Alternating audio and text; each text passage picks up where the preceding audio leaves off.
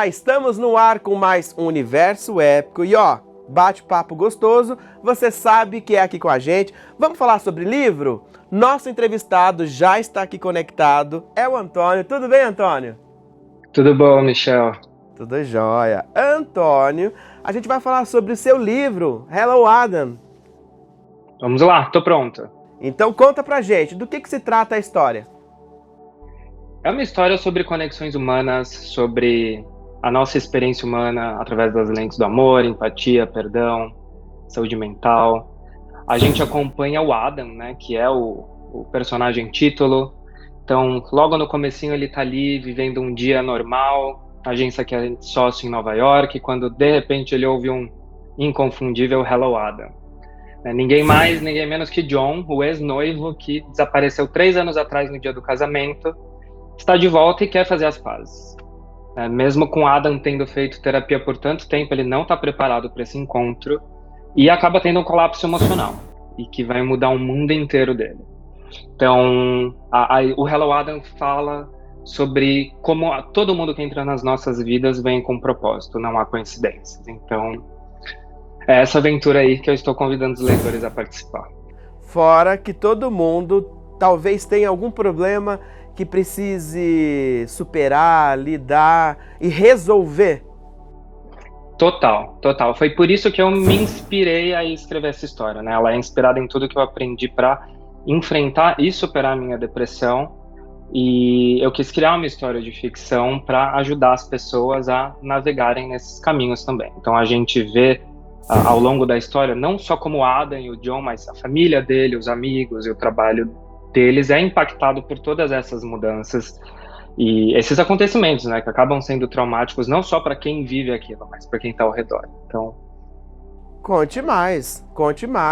Não seria uma biografia, então, não é? Não, é uma coisa que todo mundo me pergunta, né? Tipo, você foi abandonado no dia do casamento? Isso não aconteceu. Embora o nome seja Adam, Antônio, as pessoas fazem uma associação pela letra, não é uma autobiografia, mas alguns momentos da minha vida são emprestados para alguns momentos da história. Mas não, eu ainda não moro em Nova York, eu ainda não tenho a vida do Adam. Mas é uma história que eu escrevi com todo o meu coração mesmo, assim, então... quem me conhece, quem lê e fala, é um livro seu, eu consigo imaginar você escrevendo essas coisas. Então, é bem pessoal de uma certa forma. E o leitor que vai adquirir o livro, vai acompanhar a história, né, já entrega aí um easter egg, né? Então, quais situações que as pessoas vão enxergar no livro, vão ler na história e ali tem muita proximidade com você? Eu acho que a questão da expectativa, o quanto a gente cria expectativas nos outros, o quanto a gente muitas vezes deixa de olhar para a gente mesmo, né? Eu acho que isso é muito importante, é um dos temas acho mais importantes do livro, que é a gente vê o Adam enfrentando tantos desafios, como eu enfrentei os meus desafios, e é muito comum a gente culpar o universo ao nosso redor, o que as pessoas fizeram com a gente, né? Sem a gente assumir tanto a responsabilidade. Então, é uma ideia de vamos enxergar, vamos mergulhar, vamos nos conhecer, vamos assumir responsabilidade pelas coisas que a gente pode mudar, que a gente fez também de errado, e vamos ser os donos das nossas narrativas, não a vítima delas, né? Então, isso é bastante a proposta do livro, e foi a minha jornada mesmo, né? Foi o que eu transformei na minha vida de 2013 a 2016. E no final, a gente vai ficar com ódio do John? Talvez a gente fique com ódio do Adam. Interessante. Teria ali um plot twist, então? Tem. Eu acho que ao longo da história a gente vai conhecendo todas as nuances dos vilões, mocinhos, e a gente pode reavaliar as nossas opiniões também sobre cada um deles. Quem tá errado, quem tá certo. De repente tá todo mundo errado, ou de repente ninguém tá errado, né? Às vezes são só desentendimentos. Na verdade, talvez seja a questão do ponto de vista. Exatamente. Ô, Antônio, e a reflexão, né? O leitor é convidado, claro, a se divertir com a história, a buscar ali ter o entretenimento, mas no final, o seu objetivo é trazer reflexão. Sim. Das pessoas entenderem que todo mundo mesmo que vem nas nossas vidas vem com um propósito, né? Eu acho que muitas vezes a gente vê uma história de amor muito mal sucedida que causou tanta dor na gente como algo, não quero olhar para isso, mas sem romantizar sofrimento, óbvio, mas traz tanto aprendizado. Às vezes a gente vive tantas relações difíceis, mas que mostram tanto pra gente sobre nós mesmos. Então acho que essa reflexão que eu quero que as pessoas tenham, tipo, o que aqueles desafios que estão sendo apresentados para elas estão ensinando a elas, né? De como viverem uma vida melhor, né? De como reparar arestas ali, enfim, como desafetos, como ter uma vida mais leve, mais saudável e feliz. Para você, qual foi o desafio na hora na escrita ou no desenvolvimento do seu projeto, do seu livro? Foi um desafio bem íntimo, né? Porque como eu revisitei o meu processo de depressão, então acaba sendo uma questão delicada de trazer, né? Porque eu acabo revivendo alguns dos momentos difíceis que eu enfrentei, mas eu vou te falar que eu me diverti muito escrevendo Hello Adam. Assim, era uma coisa bem gostosa, assim, quando eu finalizava um capítulo, por exemplo. Eu falava, nossa, que legal, isso aqui tem uma mensagem bacana, tá redondo do jeito que eu queria. E tô muito orgulhoso, assim, desse trabalho que levou quase 6 anos para chegar. Bastante tempo. Bastante tempo. E por que levou todo esse tempo? Foi um processo de amadurecimento ou um processo que o livro precisava mesmo para poder ficar ali do jeitinho que você queria? Foi uma mistura de ambos. Assim, eu comecei o livro em 2016, eu estava com 32 anos. Então, muita coisa na minha vida começou a mudar e eu precisei começar a revisitar a história também, né? Para que o texto ficasse cada vez mais maduro, mas ao mesmo tempo mais delicado. Porque esses são temas. Saúde mental é um tema bastante delicado de se abordar, em especial eu que não sou um especialista, não posso falar isso de uma ótica clínica, mas posso falar de quem experienciou isso. Então eu tomava muito cuidado e daí eu limpei bastante o texto, né, para que eu não deixasse ali gatilhos fortes para as pessoas, né, algo que fosse muito forte. E também uma busca por editora, né, é muito desafiador hoje ser escritor, né, então eu não tenho milhões de seguidores no Instagram, né? Eu tenho um pouco menos de 1.000, então um escritor estreante foi um desafio achar uma editora, mas deu tudo certo também no final. Quem leu, qual foi o retorno que você já teve, né? Porque, assim, a gente já conversou aqui no Universo Épico com vários autores, né? E cada um com as suas particularidades, do feedback do leitor. E eu queria saber se por acaso alguém se identificou com a história, com o caso mesmo de depressão, né, com as situações, e se isso ajudou esse leitor. Sim, das mensagens que eu tenho recebido, todas têm sempre me emocionado, porque o que eu ouço é, nossa, depois que eu li o seu livro, eu comecei a amar mais a vida. Eu fui buscar pessoas que eu não estava mais falando há algum tempo para fazer as pazes. E que é esse o objetivo do livro mesmo, né? É trazer um pouco mais de união e diminuir as divisões, né? Levar um pouco de leveza para a vida das pessoas e resolução. Então, para mim, é uma realização já. Eu já me sinto muito realizado, porque era o meu objetivo ao escrever, e quando eu vejo que isso está acontecendo, é muito especial mesmo. Antônio, pessoal, antes da gente começar a nossa gravação, eu perguntei em qual cidade ele estava. Ele não está no Brasil, está nos Estados Unidos. E eu quero saber, porque assim, você está morando aí há algum tempo. Sim. E aí, como é que é escrever um livro direcionado para nós, brasileiros? Claro, você é brasileiro, né? Para o público aqui do Brasil, mas você não está no Brasil, né? Então, você não vive esse conflito também? Porque você está aí há algum tempo, então absorve a cultura americana, né? Você também tem intenção de traduzir o livro para o inglês? Sim, já existe uma tradução em andamento, né? A ideia é que em 2023 chegue nos mercados de língua inglesa. E há um desafio, sim, morar aqui, porque por mais que eu esteja bastante tempo aqui, eu tenho muito orgulho de ser brasileiro, então eu não me americanizei, como as pessoas falam, eu ainda sou bem brasileiro. Mas a história, ela acontece em Nova York, né? Foi intencionalmente escrita em Nova York, porque eu queria levá-la para um público maior. E como eu estou falando de relações humanas, saúde mental, amor, são temas globais, né? Então, eles não estão restritos à localização, né? Então, eu não abordo muito temas que são regionais, né? Não tem uma característica nem brasileira nem americana no livro, é uma característica humana. Então, essa parte foi mais fácil lidar. Mas essa escolha geográfica da cidade já é uma estratégia ou não? É uma estratégia. É uma estratégia, porque quando eu comecei a escrever o livro, eu já tinha a ambição de torná-lo numa série de TV.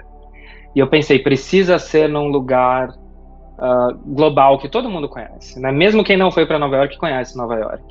E daí eu ambientei a série lá, então os personagens vivem em Nova York. Então, por conta dessa mesma ambição de trazer a história para o maior número de pessoas, porque eu acredito mesmo na mensagem que pode transformar a vida delas. Bom, já que você tocou no assunto, falou a respeito de transformar, né, o seu livro num produto audiovisual, né? Então conta pra gente, você quando escreveu o livro, você pensou em cada detalhe do audiovisual? A escrita do livro já é meio que roteirizada para o audiovisual, né? Ou não? Esse daí é um trabalho para quem adquiriu os direitos em transformar o roteiro de TV ou até mesmo de filme. Como é que ficou esse lado? Com certeza eu já fui colocando elementos pensando no audiovisual. E isso é algo que eu ouço bastante das pessoas, do quanto a história ela é visual, né? Essa semana, inclusive, eu recebi a mensagem de um leitor que eu não conheço, e que falando que o seu livro deveria estar no streaming, porque eu consigo assistir o seu livro. E eu ouço muito disso, de como a história é visual, né? Eu dou bastante detalhes sensoriais de, né, visão, cheiros, né, gostos, para realmente criar todo esse universo. E também a ambientação em Nova York, né? Eu sempre falo onde os personagens estão, o que eles estão vendo, então é um gostinho aí do que vem. Mas eu estou trabalhando na adaptação do piloto com a esperança de apresentar para o mercado americano aqui e vamos torcer para acontecer. Mas todo esse piloto, você mesmo que vai financiar, é um projeto independente. O piloto é só o roteiro, né? E daí eu vou tentar apresentar para produtoras, né? E daí elas entram, elas se interessam ou não, e daí acabam produzindo, né? Não vai ser independente. Eu não conseguiria, eu acho que são tantos personagens, tantas localizações que eu acho que eu não ia conseguir dar conta de um projeto independente e o meu trabalho, por enquanto. Por enquanto eu ainda trabalho não como escritor, né? Você já foi atrás de saber como é que funciona esse processo? Porque uma coisa é você correr atrás de editoras, né, para publicar o seu livro, né, que também você já comentou que não é tão simples. Mas levar um projeto, né, para um streaming, também você já está ali fazendo as pesquisas, qual é o caminho a percorrer? Já fiz a pesquisa, ela não é muito animadora, mas eu sou muito otimista, porque é difícil, né, a gente entrar nesses lugares onde estão os streamers. Então você precisa ter os agentes certos, os contatos certos para colocar o seu roteiro na mão certa que vai ver o potencial daquele projeto e vai decidir produzi-lo. Então tem um longo caminho aí, mas eu sou confiante que vai dar certo. Bom, a gente quer saber como é que vai ficar o caminho do Adam. Então, você entregou, né, o primeiro livro. O que você está preparando aí? Mais histórias, mais livros, trilogia, série, saga, como é que fica? O Hello Adam é parte de uma trilogia, né? Ele é o primeiro, eu já estou escrevendo o segundo. E vamos ver, por enquanto, no meu caminho eu tenho finalizar os próximos 2 Hellos, que não vão ser Hello Adam, vão ser Hellos diferentes. E qual é a previsão para o volume 2? 2023. Em algum momento em 2023. A gente adora trabalhar com previsão. É bom que daí eu me comprometo também, porque escritor é danado, né? E aí, Antônio, como é que o pessoal de casa faz para acompanhar o seu trabalho, né? Ficar ali te perturbando, quando é que vai sair o volume 2? Eles podem me encontrar no Instagram, é antonio.marcelo com 2 L's. E lá tem os links de onde eles podem encontrar os livros, eles podem interagir comigo. Eu adoro conversar com as pessoas. Então, me encontrem lá. Olha, quero desejar sucesso. Saiu o volume 2, volta aqui compartilhar com a gente. Consegui transformar no projeto em audiovisual, um streaming aceitou meu projeto, volta aqui compartilhar com a gente. Vamos, muito obrigado, com certeza. Valeu. Obrigadão, Michel. E a gente vai para um rápido intervalo e no próximo bloco tem muito mais.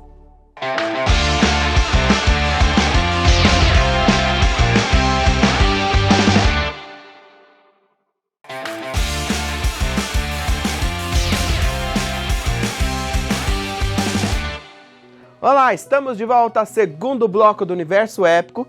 A gente segue aqui falando sobre literatura. E olha, nosso entrevistado já está aqui comigo, agora é o Carlo. Tudo bem, Carlo? Tudo bom, tudo ótimo. Grande prazer falar com vocês. Carlo, quero saber, Hey Hey Club? É isso aí, é meu terceiro livro, meu segundo livro em português. Dessa vez são vários contos intermediados com alguns poemas e 2 crônicas. Eu tentei fazer uma coisa bem diferente para ficar legal para todo mundo, para pessoa que gosta de vários tipos de literatura. Então, de onde que surgiu essa ideia de misturar, fazer toda essa composição, né, com poesia, crônica? Então, assim, para começo, eu não sou poeta, tá? Nem tenho pretensão de ser. Só que às vezes, assim, a gente acorda com umas rimas na cabeça, tal, não sei o quê. E eu fui escrevendo durante alguns anos até. Aí quando eu fui lançar outro livro de contos, eu vi que eu tinha essas poesias assim, e eu não sabia o que fazer com elas. Falei, putz, vamos ficar aqui em casa, aqui no meu computador. Falei, então eu vou fazer o seguinte, eu vou colocar no meio. E tinha umas outras crônicas que eu escrevia num blog que eu tinha há muitos anos atrás. E daí eu falei, vou pegar umas crônicas legais, juntar com isso. Aí dá pra fazer tipo um intervalo entre o pessoal que tá lendo os contos assim. E daí dá uma pausa que ela quebra, dá uma respirada e depois volta ao ritmo dos contos. A minha ideia foi mais ou menos essa. E o projeto, explica pra gente, ele é uma história única, onde você amarra com as poesias, crônicas e o conto, ou não? São partículas, são contos mesmos, micro-histórias. Micro-histórias. Gostei dessa definição. Eles são contos totalmente independentes um do outro. Não tem nada a ver, não tem ligação nenhuma. Os contos são independentes, as poesias também, as crônicas também, eles são totalmente independentes. E para você juntar, né, a sua coletânea, como é que foi esse trabalho, né? Você escreveu quantas poesias, quantas crônicas? Como é que foi esse trabalho de escolher esse vai, esse não vai? Assim, os contos, eu li de novo, né? Fez aquela coisa para saber qual. Tanto que tem uma coisa, vou dar um pequeno spoiler aqui. No final, tem um avisozinho assim. Esse aqui quase não entrou, porque eu não ia colocar. E aí, no final, depois de ler muito, tal, conversei com a minha mãe também, que me ajuda bastante, porque ela é professora de português, então ela revisa meus textos e tal. Aí a gente conversou, a gente debateu, eu falei, não, vai, coloca. Daí ela que teve a ideia foi dela. Ela falou assim, coloca, fala que esse aqui quase não entrou, e aí deixa uma coisa legal. E as poesias também, eu fui vendo, assim, eu tinha mais, mas eu escolhi as que eu achei que realmente ficaram melhores, assim, que tinham mais a ver. E aí eu coloquei, fiz tudo, tal, eu me senti um produtor de disco, sabe? Quando o cara tem que escolher a ordem das músicas. Muita gente não sabe, né? As bandas gravam, e depois o cara, não, essa aqui é melhor para abrir o disco e tal. Foi mais ou menos assim que eu fiz. Falei, esse aqui fica bom, abrir com um conto já mais legal, aí depois dá uma baixada, mudar as estruturas. Os contos têm estruturas bem diferentes entre eles também, não são só as histórias. E as poesias, as crônicas, elas são retratos de um momento? Pode ser. Tem uma que eu gosto muito, que é a última poesia, que eu fiz como uma homenagem a todos os meus autores prediletos. Assim, então eu vou citando personagens, eu vou citando os livros, vou citando os autores e vou rimando. Deu trabalho, porque eu tive que fazer para poder usar as palavras e tal. Esse é legal. Tem várias contas... contas é bom, né? Tem vários poemas inspirados em letras de música, que é uma coisa que me influencia muito. Eu não sou um grande leitor de poesia, na verdade. Mas eu sempre... Como eu não toco, mas eu sempre gostei muito de inglês e tal. Eu sempre prestei muita atenção em letra de música, então eu acho que a maior influência das minhas poesias é isso, era uma tentativa meio frustrada de ser letrista, entendeu? E para você foi um desafio, então? Totalmente, nossa, totalmente. Tanto que quando eu fiz as poesias, aí eu falei, meu, eu preciso que alguém veja, né, isso aqui pra ver se dá pra publicar, né? Eu não tinha muita certeza. Tudo bem que a opinião foi meio parcial, porque foi minha mãe, mas minha mãe não é tão assim, se ela falar, meu, Carlos, não dá, tipo, esquece. Eu lembro direitinho, o dia que ela leu, ela olhou pra mim e falou assim, eu não sabia que você era poeta. Eu falei, nem eu. Porque eu realmente fiquei surpreso com a reação de várias outras pessoas. Meu, mas tá legal, tal. Foi um desafio e eu fiquei surpreso com o resultado final. E levou quanto tempo para você conseguir chegar nele ali para publicar? Ai, demorou alguns meses, porque eu até revisar, assim, aí agora vem a parte que eu tenho que falar, apesar de eu ficar meio assim. Eu sou escritor bilíngue, e eu tenho facilidade mais para escrever em inglês, por incrível que pareça. Ficção. Se eu tiver que fazer resenha de um disco, de um show, alguma coisa, vai em português direto. Mas ficção eu tenho que escrever em inglês primeiro, senão não sai. Eu sei que é esquisito, soa meio pedante, mas é um fato. Aí, então, eu escrevi ele todo em inglês, aí selecionei, aí que eu traduzi, aí que foi revisar. Então, eu devo ter demorado o processo inteiro, desde o começo até a revisão, até tudo, vai perto de um ano. Até mesmo as crônicas, poesias e contos? Tudo. Ficção eu escrevi em inglês primeiro. É um trabalho, assim, bem grande, né? Mas é gostoso, eu adoro. É uma coisa, é o que eu faço. Então, pra mim é um super prazer fazer isso, sabe? Dá mais trabalho, né? Porque eu escrevo o livro praticamente 2 vezes. A editora que vai gostar, né? Porque daí você já leva pra ela 2 versões, né? Exatamente, exatamente. Eu sempre falo assim, esse livro e o outro, né, anterior, mesmo o meu primeiro, é tudo autopublicação, né? E, então, assim, mas eu sempre falo assim, que se tiver uma editora que quiser lançar uma editora grande que tiver contatos no exterior, já pode falar pro cara assim, falou, ó, esse aqui só vai precisar fazer uma revisão porque o inglês já tá pronto. Entendeu? E aí, na hora de você pegar esse trabalho, esse projeto, transforma ele, escreve ele em inglês, depois traduz, né, pro português, né, você sente mais essa facilidade e o prazer mesmo está no inglês. Eu sinto mais prazer quando eu tô escrevendo em inglês, sem dúvida. Eu acabei traduzindo o primeiro, quando eu fiz, porque assim, a história, vou tentar resumir porque ela é um pouquinho grande, mas assim, o meu primeiro livro saiu só em inglês, e eu ganhei um prêmio nos Estados Unidos, no Oregon, era um concurso de livros lá no Oregon, e a taxa de inscrição era bem barata. Aí eu pus e ele ganhou. Daí eu falei, pô, eu acho que dá certo, né? E quando eu fiz o meu primeiro romance, eu falei, vou fazer em inglês também, quem sabe? E aí que eu fui entender que para você lançar um livro numa editora grande, em qualquer lugar, na verdade, mas nos Estados Unidos, você precisa de um agente literário, é uma coisa mais complexa e tal. Eu falei, esse aqui não vai dar para ser. E eu não tava a fim de autopublicar lá até por causa de $100 tal, é mais caro, enfim. Aí eu falei, então eu vou traduzir, porque daí pelo menos aqui eu posso lançar aqui no Brasil também. Aí que eu descobri que aqui já tinha editoras de autopublicação, né? Saiu pela Labrador, meus 2 livros saíram pela Labrador, que são uma editora de autopublicação e tal. Mas assim, o grande prazer é realmente escrever em inglês. Pegou certinho, é isso aí. Adorei essa curiosidade. Primeira vez aqui no Universo Épico que a gente conversa com um escritor que a primeira versão da história dele é feita em inglês. Muito interessante. Parabéns pelo trabalho, viu? Muito obrigado. Ninguém pode me acusar de não ser original, né? Sensacional. Carlo, e como é que fica seus projetos, né?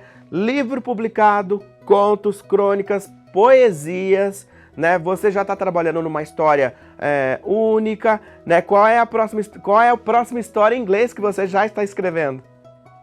Então, na verdade, como demorou um pouquinho, né, e eu não paro, eu sou um cara assim, eu tento escrever todo dia, né, é claro que tem dia que você tá mais inspirado, vão sair 5 páginas, tem dia que você não tá menos, vai sair 2 linhas, mas eu escrevo todo dia, então eu já tenho 2 livros prontos em inglês traduzidos, que só precisam revisar para poder lançar, e eu tô escrevendo mais um agora, então eu tô sempre trabalhando. Sensacional, adorei o nosso bate-papo, vou deixar um convite feito aqui, que assim que você publicar esses livros, você volta aqui conversar com a gente? Mas com todo prazer, é só entrar em contato que a gente marca. Adorei também, foi muito legal poder falar o trabalho, poder falar com você, adorei. Obrigado mesmo, obrigado para todo mundo, que eu espero que todo mundo vá atrás do livro, goste. Bate-papo quando é bom é assim, passa rápido. Carlo, passa pro pessoal de casa como é que eles te encontram. Então, eu tenho Facebook, facebook.carlo.antico, é facinho de achar, minha foto de perfil, tô eu e tá o Kiss inteirinho atrás de mim, o Kiss de verdade, a banda, tá inteirinho atrás de mim. E o meu Instagram é @carloantico666. É isso aí. Valeu. Entra em contato lá, manda mensagem que a gente troca uma ideia. Sucesso, Carlo. Obrigado, valeu mesmo. Ó, o Universo Épico ainda não acabou não, viu? A gente vai conversar com um outro entrevistado. E já estamos conectados com o nosso segundo entrevistado deste bloco, é o Paulinho. Tudo bem, Paulinho? E aí, meu amigo, como é que está? Tudo bem? Para mim é um prazer estar aqui conversando com vocês hoje. E ó, então eu quero saber, né? O pessoal de casa quer saber, poesia que cura a alma. Poesia que cura a alma. Esse é o meu terceiro livro, né? O primeiro de poesia, que é o trabalho que eu estou desenvolvendo nas redes sociais. E a gente chegou nesse nome justamente porque o meu trabalho sempre tem essa pegada um pouco mais quase que motivacional, né? De mensagens positivas e buscar levar um pouco de positividade, né? Para as pessoas. A gente usa a rede social o dia inteiro hoje, todo mundo, né? E a gente vê tanta coisa negativa, então a ideia é trazer um pouco de cura aí para as pessoas. E como que é o seu processo para fazer as poesias? Então, eu costumo acreditar muito em inspiração, né? Eu costumo dizer que a gente não escreve quando a gente quer, a gente escreve quando vem. Então, quando essas inspirações chegam, né? Eu gosto de estar sempre num lugar mais quieto. Eu ouço muita música também. Então, a gente vai tendo vários tipos de processos, né? Dependendo da mensagem que vai chegar. Mas o mais importante de tudo é sempre buscar comunicar de uma maneira que, de fato, chegue no coração das pessoas. E o que te inspira? O que te motiva? Ah, com certeza, eu posso dizer que você ter o feedback da pessoa, né? Você ter, assim, você escrever sabendo que vai chegar na alma, vai chegar no coração, vai bater. Sabe que acho que o melhor termômetro que eu utilizo é quando, às vezes, eu escrevo uma coisa que está me ajudando, né? E quando eu publico lá na rede social, o pessoal fala, caramba, parece que você escreveu para mim. Então, eu acho que esse é o melhor combustível possível que a gente pode ter. Tem vários nichos, né? Posso até citar aqui, por exemplo, o terror, né? Já conversei com diversos escritores, né, do gênero terror. E é um gênero que eu gosto muito, particularmente. Só que muitas pessoas não gostam, né, por conta do que causa, né, do sentimento, das reações. Então, acaba ficando ali de lado. A poesia também é um nicho, né, onde ela não atinge o mesmo volume de pessoas como um romance, né? O romance atinge muito mais do que o terror, do que a poesia. Como escolher um nicho, né, e trabalhar esse nicho, sabendo que é um nicho ali que o alcance dele não é o mesmo alcance de um romance? Michel, muito bom que você falou isso, porque justamente essa foi a minha motivação. Eu venho, na verdade, da música, né? Eu tive banda de rock durante muito tempo, e então a minha formação, vamos dizer assim, entre aspas, foi musical. Então eu aprendi a escrever não lendo poesia, mas ouvindo bandas como Legião Urbana, bandas como Capital Inicial, outras influências que eu fui tendo ao longo dos anos. E então é justamente isso aí. A poesia eu sempre vi como uma coisa muito nichada, né? Uma coisa, como você falou, assim, não atinge tantas pessoas. Mas hoje no Brasil a gente está tendo um movimento que vai contra isso. Por exemplo, Braulio Bessa, né? Que chegou a estar na televisão e tudo mais, e fazer poesia para massas, né? A poesia sempre foi uma coisa, um pouco a linguagem mais difícil de entender, né? Uma coisa um pouquinho mais, vamos dizer assim, elitizada. E eu costumo dizer o seguinte com a minha poesia, o que eu busco? Eu não uso nenhuma palavra que a pessoa vai ter que buscar no dicionário. Se um senhor analfabeto, que nunca frequentou uma escola, ele ouvir uma poesia minha, eu preciso que ele entenda. Essa é a minha mensagem. Então, assim, eu busco falar dos sentimentos mais complexos da vida humana, mas com as palavras mais simples, justamente para ir de encontro ao que você falou aí. Não elitizar e não nichar, e sim fazer poesia para todo mundo. É bem interessante que você também tocou no assunto, né, do público. Então, você não tem um público definido, ou tem um público definido, né? Porque assim como a gente tem a literatura infanto-juvenil, juvenil, infantil, né? Um romance, ele também pode ser definido para um público 30+, 20+, né? Então, a sua poesia, você tenta ser o mais abrangente possível. Classificação livre, para qualquer pessoa que queira receber aquele tipo de mensagem. Claro que a gente acaba... inevitavelmente algum público ou outro se identifica mais, né?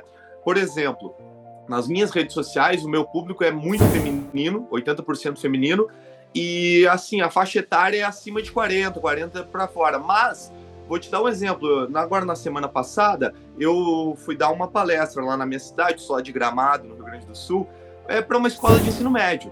Então, assim, e o pessoal se identificou super. Então, acaba que fica uma coisa assim, como eu falo de amor, eu falo de morte, eu falo de coisas do cotidiano. Então, assim, cada pessoa que está passando por um momento específico da vida pode se identificar, né? E, como eu já te falei antes, sempre buscando uma linguagem simples, assim, para o adolescente entender, a idosa entender, a pessoa que nunca frequentou a escola entender também. E quebrando estereótipos, né? Que a poesia, ela não é feita, né, por pessoas mais velhas. Exato. E outra coisa que eu brinco também eu nem tive formação acadêmica. Eu cheguei a frequentar a faculdade, mas não me formei. E aí aquela coisa assim, eu digo, gente, eu também não tenho a formação não para falar coisa muito rebuscada. Eu vou no simples mesmo, que é onde eu consigo me encaixar bem. Ô Paulinho, e conta, como é que você faz essa junção, né, da poesia com a internet?